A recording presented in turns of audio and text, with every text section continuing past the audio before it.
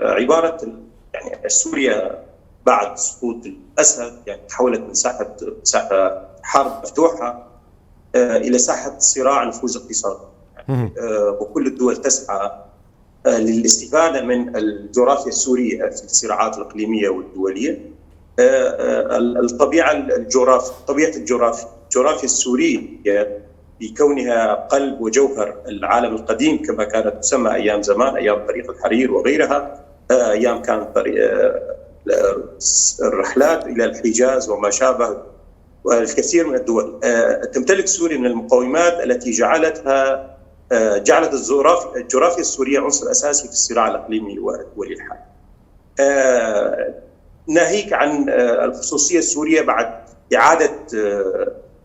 بعد استلام السلطة الجديدة في دمشق، سعي كافة الدول الإقليمية والدولية إلى الاستفادة من الجغرافيا السورية بقضايا تخص أمنها الاستراتيجي، خططها الاقتصادية وما شابه.